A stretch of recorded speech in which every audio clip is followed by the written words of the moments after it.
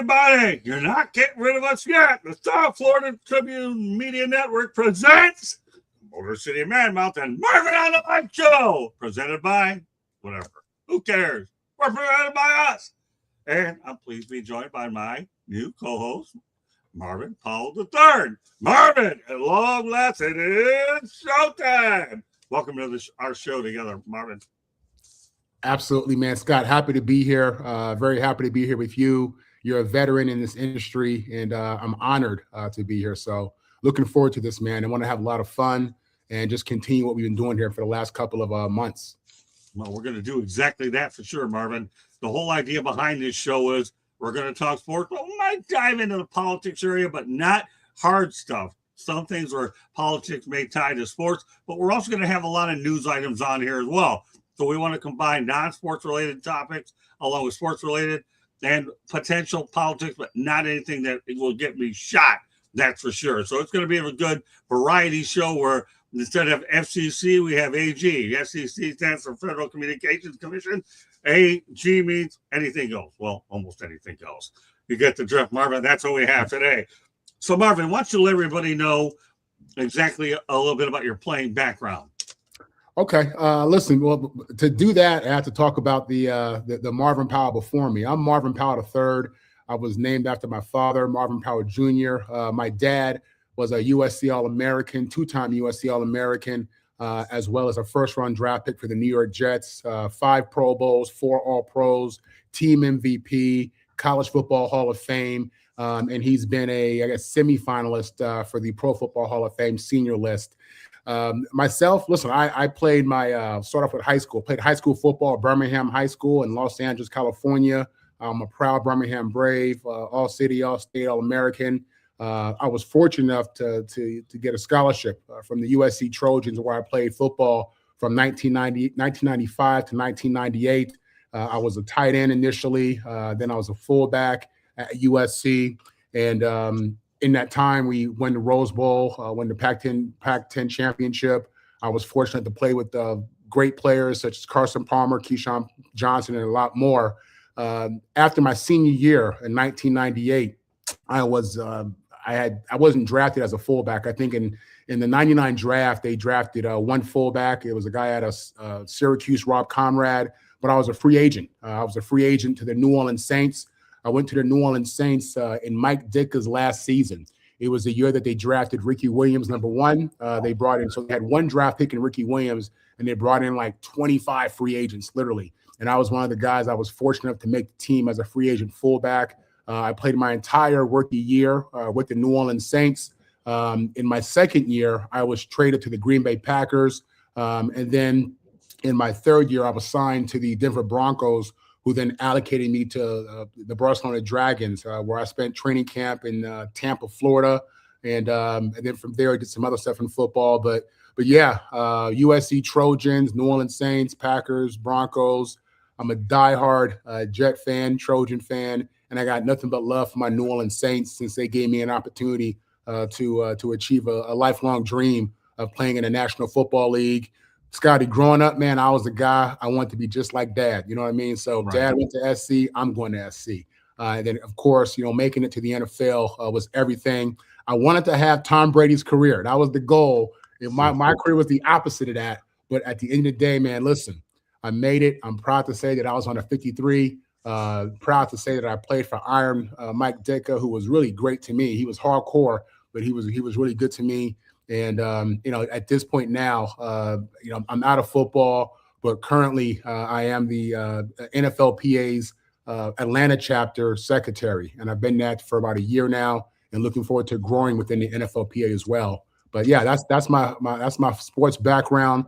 I'm one of 14 Marvin Powells in my family. Proud to say that. Yeah, my son is also Marvin Powell. He's Marvin Powell IV.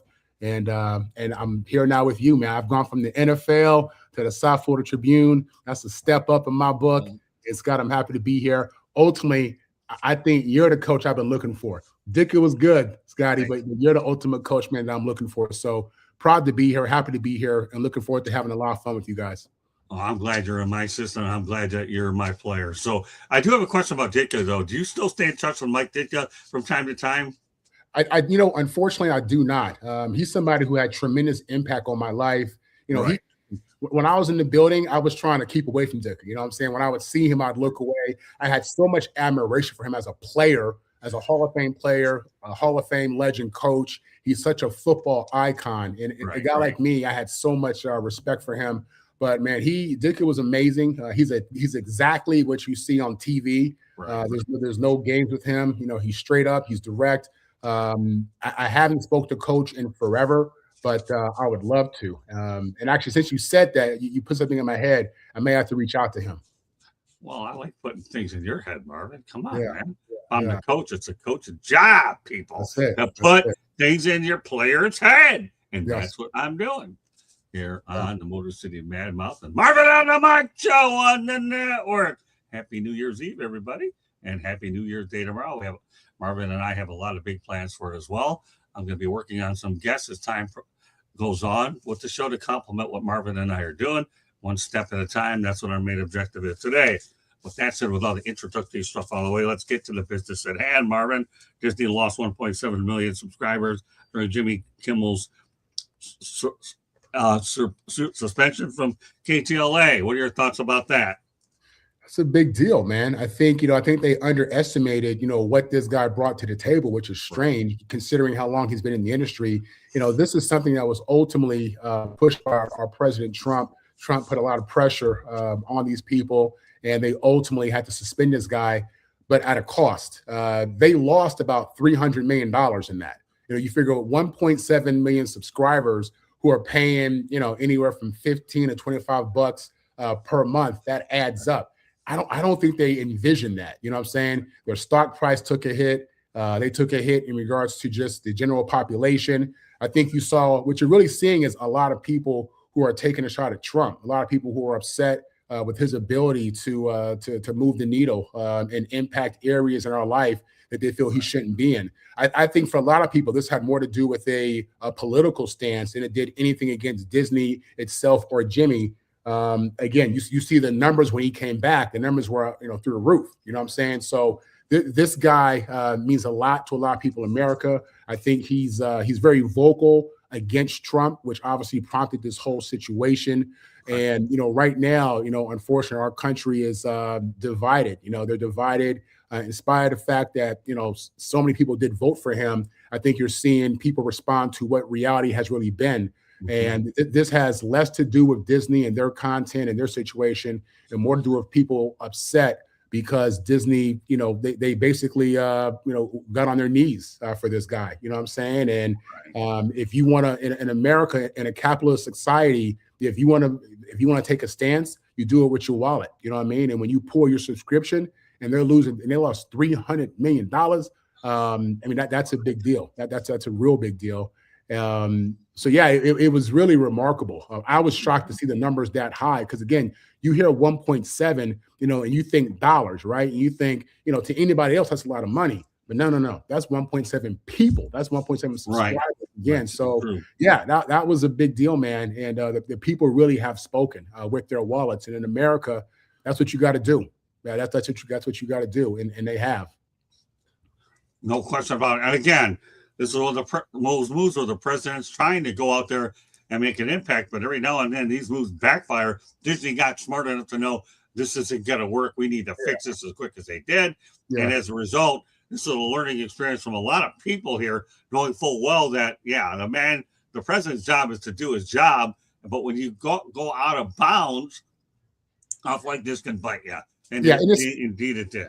Yeah, and this at the end of the day, what I really think it is Trump. He wants to be popular. He wants to be America's Obama. Whether you like Obama or not, right. He has a following, and people love him, whether you like that or not. And he's jealous of that. So anytime anybody gets on air and has a platform like Jimmy Kimmel, and you diss the president, you make fun of the president, you mock the president, and you have an audience the way Jimmy Kimmel does, he sees it as a threat. And for whatever reason. I think he thought that putting pressure on Disney was going to be good for him, but it ultimately ended up being horrible for Disney. And I think, I'm sure that the president is in his feelings about not only what Kimmel said, but the backlash that Disney got, because that speaks volumes to how people really feel at this point. Well, I think other companies are going to take note of this as an experience too, Marvin, and think, man, didn't work with that, leave it alone, and we'll go from there.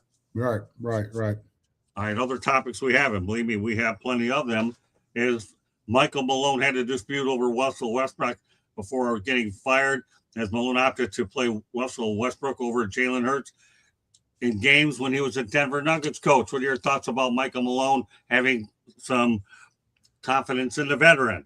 Michael Malone's the head coach. I mean, he's a veteran coach. He's a well-respected coach. Players love him as a coach.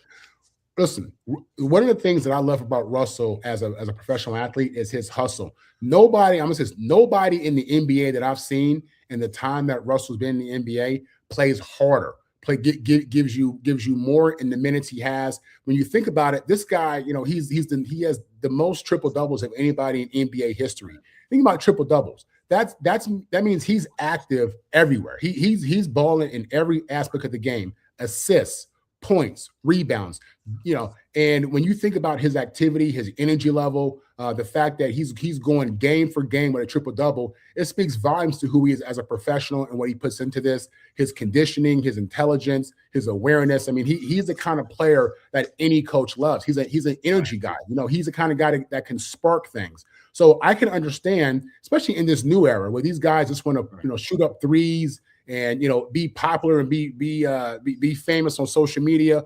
Russ is an old school dude. He's an old school player. He has an old school mentality. All he knows how to do is go hard. When I think about Russ, the only thing he's ever done wrong is go to UCLA. That's it. Other than that decision he made, this guy is everything that young kids should be watching. And even now, you're looking at this guy. I think he's, in year 17, year 18, out there playing in Sacramento. He turned down big money in China to take a veteran minimum. That tells you his commitment. That tells you, exactly, what matters to him. He takes pride in being in the NBA, takes pride in being an NBA player. And even in these late years, this guy is still giving you hard minutes, giving you everything in those minutes. You can watch the most recent Kings game, and you'll see Russell Westbrook out there just balling, giving you all he has. And for a guy like me who has a young son, a young daughter, who are athletes, he's somebody that I have them watch. I've had them watch this guy play because he knows how to go all out. You know what I mean? A lot of these kids today don't understand what all out means, but Russell Westbrook gives that to you, and the numbers show that. Well, there's no question. This guy here, more power to the Sacramento Kings for getting this guy. If they can't win games, you might as well have a quality player who's climbing up the scoring list, triple doubles and whatnot. And more power to the Kings. They're not doing well, but at least they have an excitable player that might put fans in the stands. But he's a tone setter, you know what I'm saying? And he's somebody that the fans absolutely can appreciate, you know what I mean? Because, again, especially NBA players, they get so much for, taking time off and not playing every game and load management and all this stuff. And he's someone who's complete opposite from that. You know what I mean? So it's refreshing to see a guy like Russell Westbrook out there playing the way he plays, playing old school basketball and just playing hard, man, because I don't think a lot of this generation understands what it means to go all out. Russell Westbrook is an example of what it means to go all out, even in his late years. Yeah, no question about load management. You just said a mouthful there. That's the one thing that's destroying the NBA right now. Load management. It really is. It's tough, man. You look at guys, again, whether it's, Michael Jordan and that whole era. Jordan was playing seasons, playing 81 games, 80 games, 82 games. You know what I'm saying? That's unheard of today. You know what I'm saying? And he's another guy that used to go all out when he played. So, Russell represents, what old school basketball is. He represents what basketball was before the contracts got crazy. It's hard to watch a guy make $50 million and not play every game and not give you his all. So, with Russ, man, it's a blessing, and he's really a joy to watch.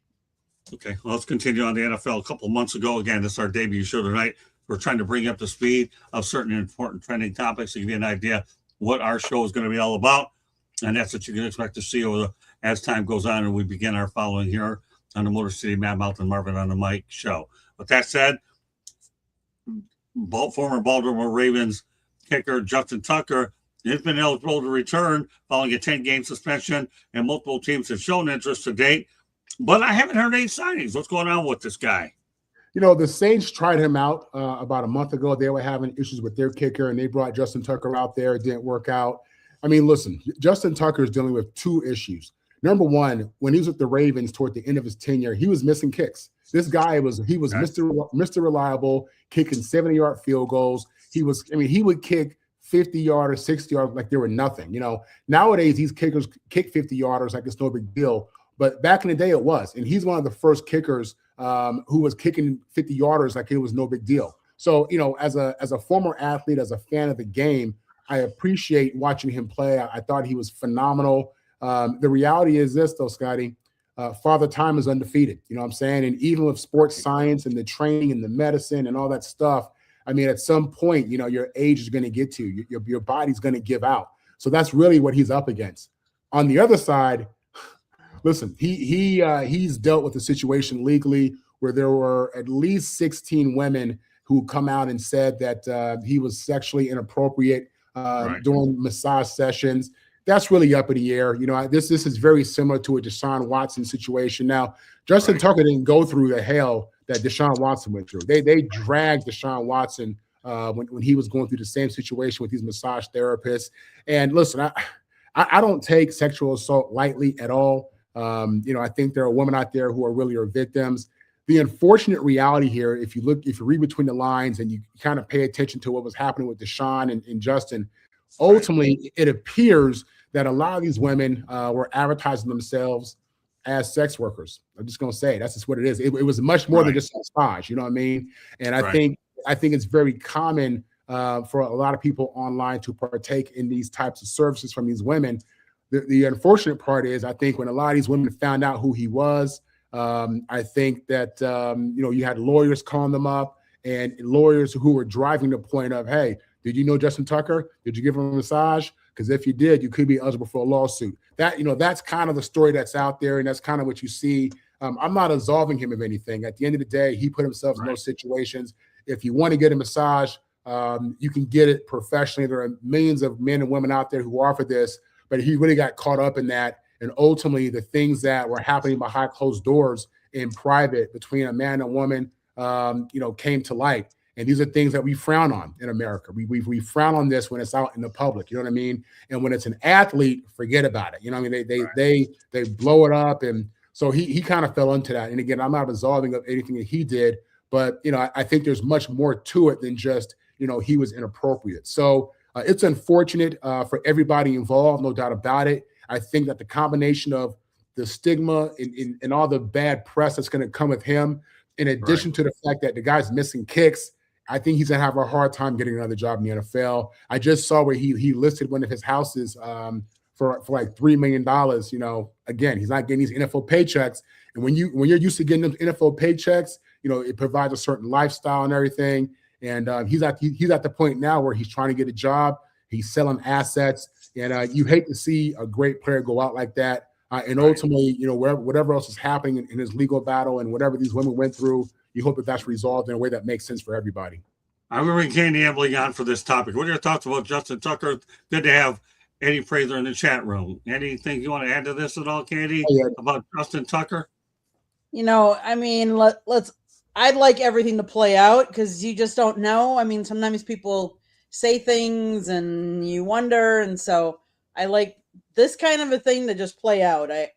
It's pretty sad to know how many people have come forward already, though. So, yeah. And the unfortunate reality is this: in America, we're sue happy. Everybody wants to sue. Right. It's a free check. The guy made millions and millions of dollars. And, you just hope that, as these allegations come out, that these people, these women are being accurate and being honest. It's really, it's a tough situation. It is, because again, you want to definitely be mindful of, the perceived victim and what they may went through and all that. But I just have a feeling that in this society, in this capitalist society where it's about getting money and jumping into a lawsuit and adding your name so you can get a check, you hope it's not that. You hope that people aren't just piling on to ruin this dude's life and get free money. You know what I'm saying? Again, he signed up for these services. He went online. When you go online and you see the chick and she has a bikini top on and she has the double D's and she's showing, her gluteus maximus, you wonder, what are you really buying here? You know what I'm saying? So I don't know how this is going to play out, but you definitely hope that everybody's going to be okay moving forward, because it's a really ugly situation. And he's lucky. He's lucky that his name didn't get dragged through the mud like Deshaun Watson, because you thought his career was over. You know what I'm saying?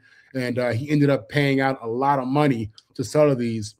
I don't know if Tucker has that kind of money that Deshaun Watson has. As a matter of fact, I'm certain he doesn't, because the contracts are public.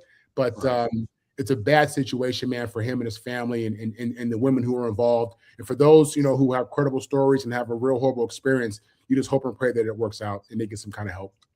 Well, let me add a couple things that are important. Number one, Trevor Bauer did not get a fair deal. This guy's been blackballed, and he's represented by Rachel Luba, but he's been able to go out there and only play in Japan and Mexico. So I've been advocating for a long time that Trevor Bauer needs to get back in MLB, and then he ended up getting a bad deal altogether. What's crazy about that, and again, it's hard to, when someone makes an accusation, you want to take them at their word.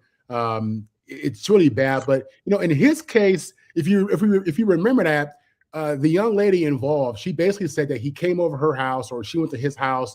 They had sex. It was rough. It was physical. It was abusive. But my question is, why did you then take a second date? Why did you then? Why did you agree to say, okay, you want to see me again? No problem. That's where it gets fuzzy for me. Right. That's where it's kind of, you're wondering what's really at play here. What's the real motive? I think this dude has signed a huge contract, pitcher in the MLB, and young guy. And again, these situations where these athletes, they're definitely targeted. They definitely need to have a greater sense of awareness. This is a deal where you're thinking with the wrong head. And in his mind, if he went over her house for the first date, and they did what they did, and it was aggressive, and it was rough, and it was that, and she called him back. I mean, if I was him, I would think, well, she must like that. You know what I'm saying? She must like that style of play, whatever it may be. Evidently not, because the lawyers came and the police came, and there's no doubt that money will be exchanged if it hasn't already in some type of settlement. But a tough deal for him, no doubt about it. I mean, again, he has to make better decisions. He has to have a greater sense of awareness, realize who he is. Listen, these women, they read the sports pages. They know who you are. They know what you look like. They know how much money you make. They have friends, depending upon how that went down. They have friends who talk. So you hope that in the time since the accusation that he's gotten some help, has a greater sense of awareness, and you hope that whatever the young lady went through, you hope that she received some kind of help for the trauma that may have existed from their relationship. Candy, we're going to keep you out for this segment, then we'll let you go back to the producer's thing, because one that's really important. The Brooklyn Nets have advised Michael Porter Jr. to stay clear of certain topics when he does podcasts. He said his response were, for the most part, I'm chilling. I'm not trying to say nothing crazy no more. Candy, some thoughts? In today's day of free speech, it's really hard to curb somebody, but in the same respect, you got to be really careful, because he is very much a public figure and people look up to him. And so he has to be careful, because he's also employed, and sometimes we forget about that. I'm employed by a certain financial industry, and there are certain things I can say and certain things I can't say. And that's what I signed up for. And so he just has to make sure that what he signed up for, if there's anything in his contract for playing basketball, it talks about what he can or can't, do on a podcast. That's the only thing I would say. If it doesn't say anything about what he can and can't say, then they shouldn't have a problem with it. But if it does, I get. Well, you're talking about a situation that almost replicates itself in Dallas when Micah Parsons was doing podcasts with the Dallas Cowboys, and the Cowboys thought it was, he shouldn't do a lot any more of it either. So that's what you're really looking about when you put things in perspective about where you cross the line. Marvin, some thoughts? Yeah, listen, I grew up watching Andrew Dice Clay. I grew up watching Eddie Murphy, you know what I'm saying? Red Fox, Sanford and Son. I mean, I grew up, with some real comedians, guys who say what they want to say, and with the understanding of free speech.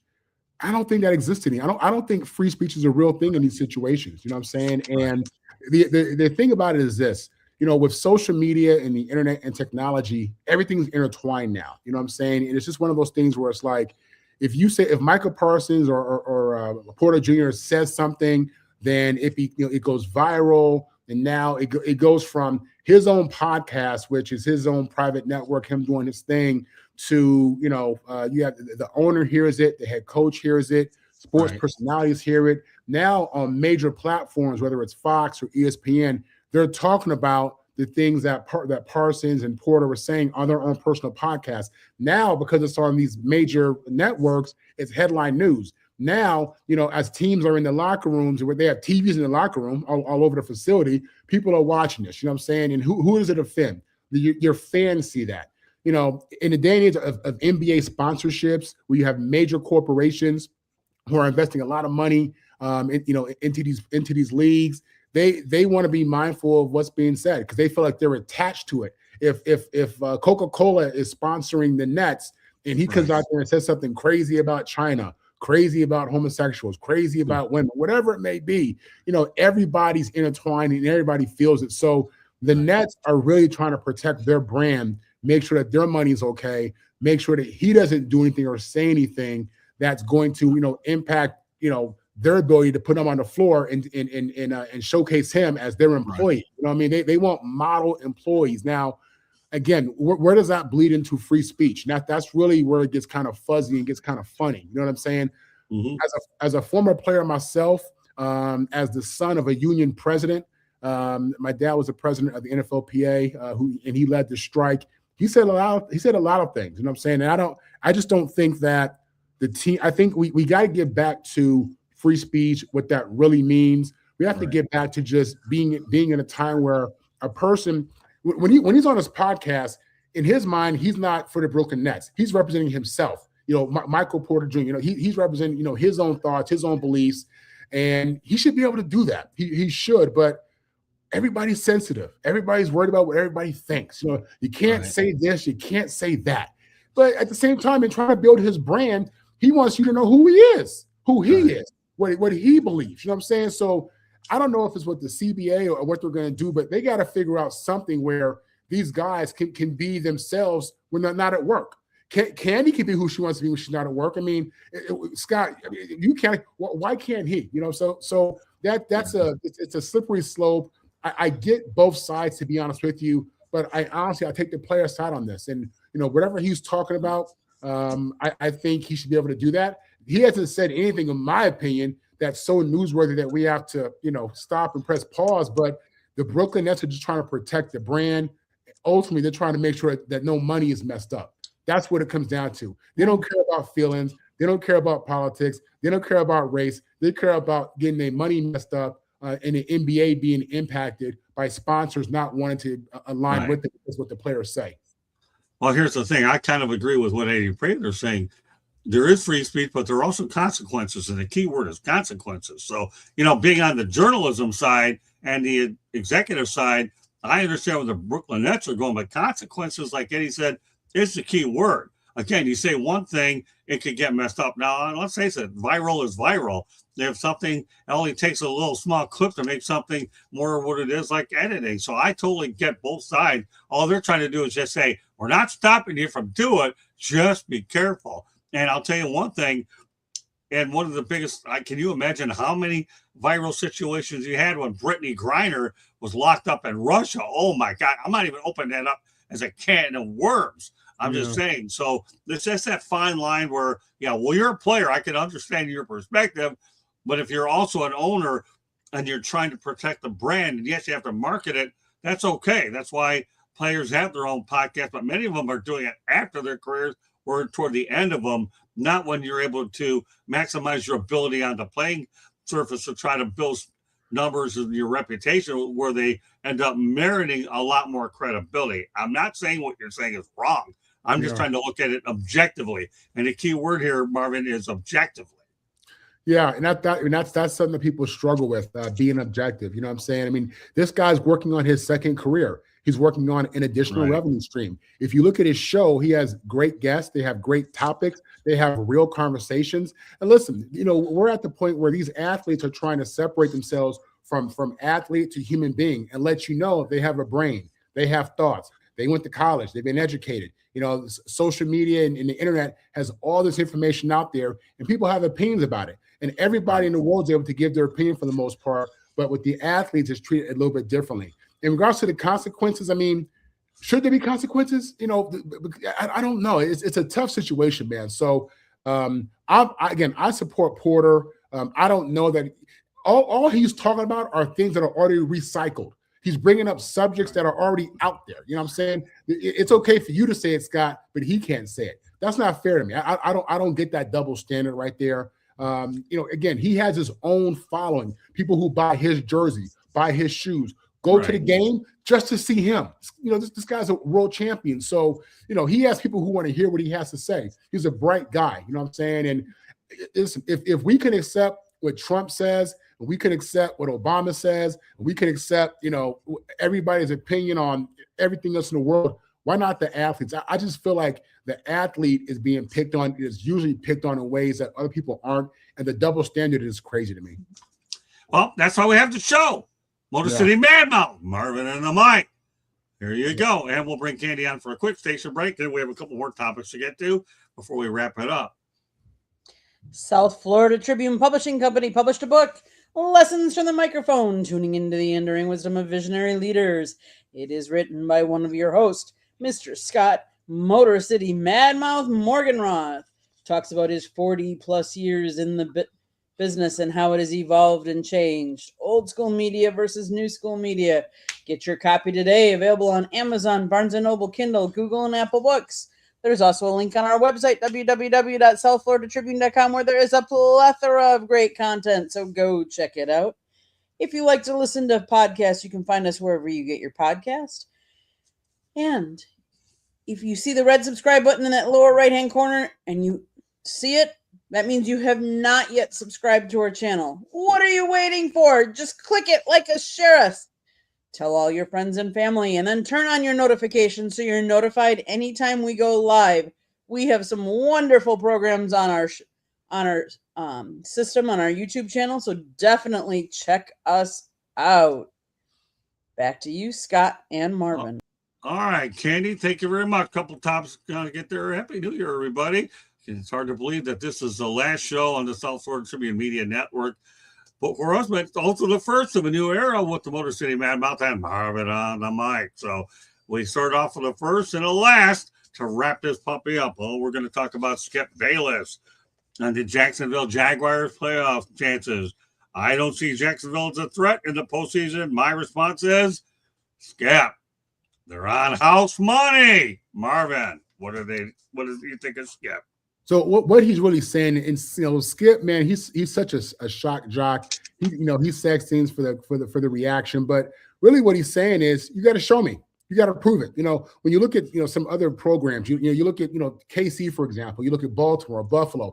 These are teams that make the playoffs pretty much every year. You know what I'm saying? The Steelers are one of those teams that are in the playoffs a lot. The Packers, the Jags, they've almost been there. They've almost done it. They haven't done it yet.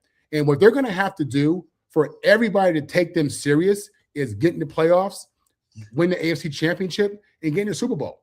I mean, if you want to be relevant and you want to get people's respect, you got to win games, man. And really what it comes down to is Trevor Lawrence. Trevor Lawrence is taking that next step. He's watching all the other quarterbacks in the AFC who've had MVPs and Super Bowl appearances and Super Bowl victories, and that's not him. He has no MVPs. He has no Super Bowls. And if you want Jacksonville to be taken serious, you have to win the big one. You have to win the big ones. For him, it really, with Trevor Lawrence and the Jags, it starts with winning that AFC Championship game. You have to put yourself in a situation where we go from 32 teams to 2 teams. Because when there's just 2 teams, it's all eyes on you. Everyone's watching you. Everyone's paying attention.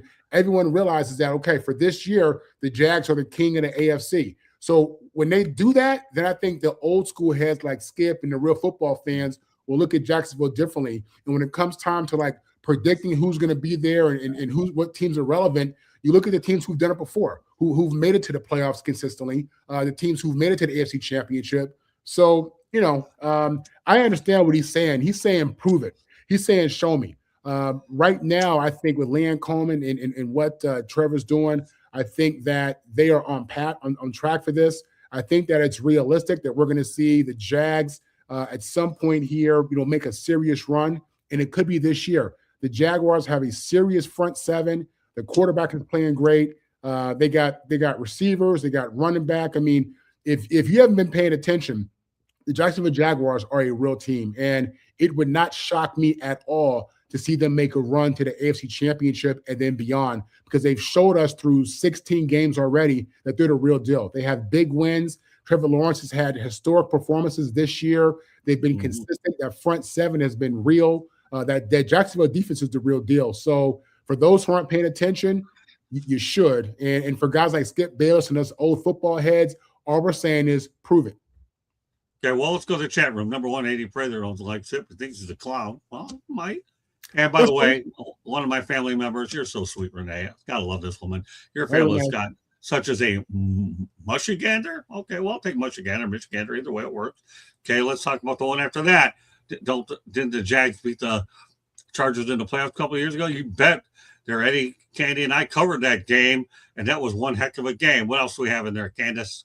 Anything else? I would trust Trevor or Herbert. Well, listen, Skip is a clown. He is a clown, Eddie. He is a clown, but that's part of what he does. That's part of who he is. That's part of what we love about him. Either you love him or you love to hate him, but you watch him because he's a nut. You know what I'm saying? He's an entertaining nut, and that salesman in sports. You love those sports characters, which he is, and he's, for as much as he's a clown, he's also a legend in the game. Skip Bayless is. So Steve Reichel says, "What's up, my guys? A new era, Steven. All Reichel, thanks to you, my man. He's a guy will be my heir apparent at some point or another. I'm not ready to give the throne up yet, but there'll be some times when I have a chance to take a step back. And Steven Reichel is a guy that I'm really counting on to continue the tradition and the legacy that we're building at the South Florida Tribune. I am so grateful to Steven Reichel. One of the best things that happened in 2025. Marvin, you and a bunch of the other people on the network certainly have been as well. Listen, Steve found me on Facebook, I think. And I'm so thankful for Steve for reaching out to me and just giving me this opportunity to be at the South Florida Tribune.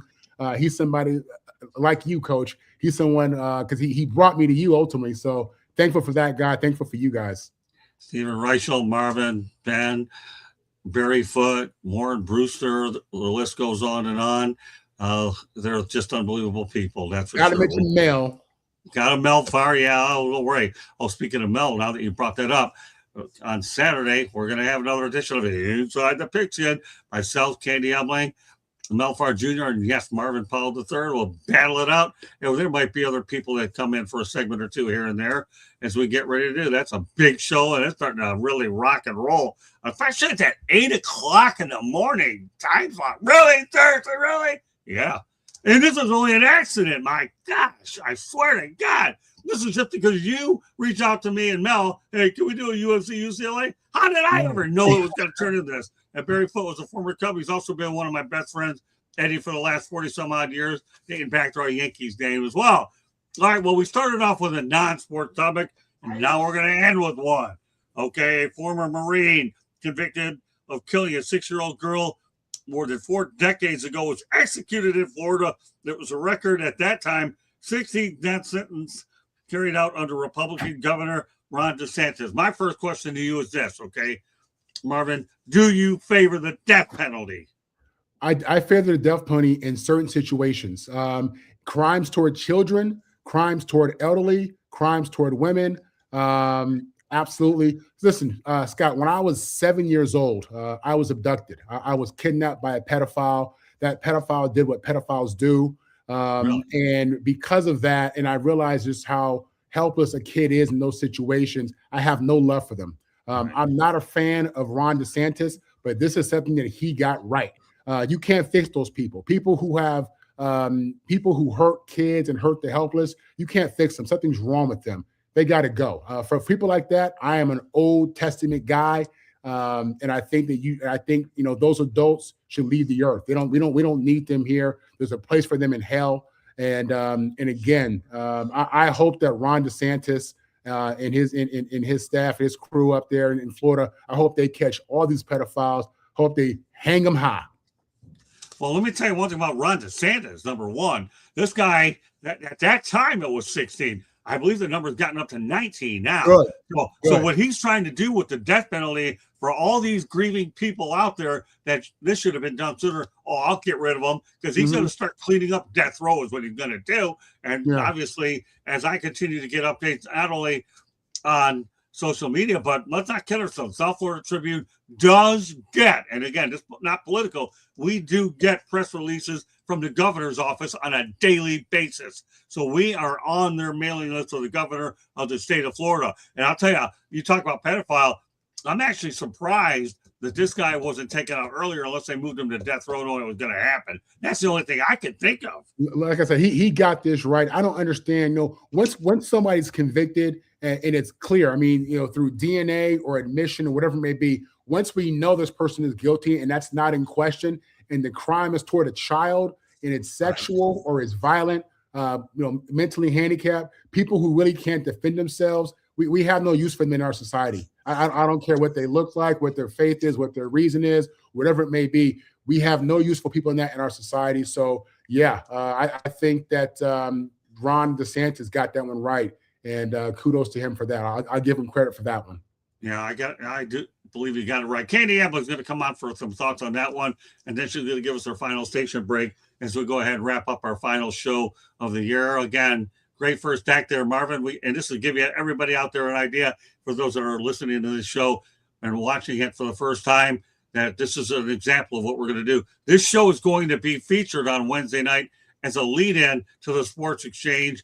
And on nights where we don't have it, there'll be a No Limits as well. So get ready for this show right now. And we want to get this thing started now so we can work on the audio portion and the distribution process immediately. Candy, some final thoughts on this topic? My thought is, along with Marvin, as long as you know 100% that you have the right person and that they committed that crime, I don't want to keep paying for them. Like, why should our tax dollars pay for them to live? Yeah. They took whether they took somebody else's life or whatever it was, they did something, horrific, and they don't deserve to stay alive. I mean, I don't think we should have to foot that bill. Now, if we want to, if we don't want the expense of it, if we want to put a couple of them in room together and they can go after each other and do whatever they need to, hey, whatever it is. But I do not believe that something, Scott, again, I watch a lot of Netflix and streaming stuff. I watch a lot of prison movies. We should just put them in Gen Pop. Put them in jail, just put them in Gen Pop. Put them with the Aryan Nation, the Bloods, the Crips. Put them with all of the people who hate people like that. So we have no use for them in society. You can't fix that. And I don't even want to try to fix those people. What they've done is so horrible that they don't deserve air. There you go. Well, they don't deserve air, and in the case of this particular guy, he didn't get any more at all. That's for sure. Yeah, Aaron is definitely don't want to do Latin gangs and all them. Let them hang out with them. They'll easily take care of those people for us. Well, let me tell you, a lot of these inmates have a tendency to police these things themselves. I'll tell you, if you don't get the death penalty, they're going to police it. And in the case of Jeffrey Dahmer, one of the most controversial serial killers on the planet, it didn't take an awful lot of time for him to get wiped out, did it, Candy? Because you were up in Milwaukee, and I'll tell you, you're closer to that situation than we were. Yeah, no, that was actually, for a while there, that was really scary.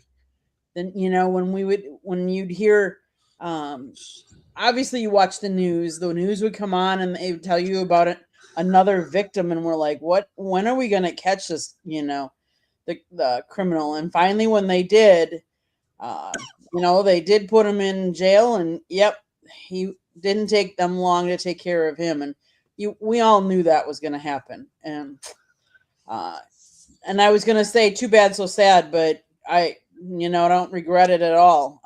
He got what he deserved. Well, again, as we said, all three of us, Marvin, myself, and you, Ron DeSantis, got that one right.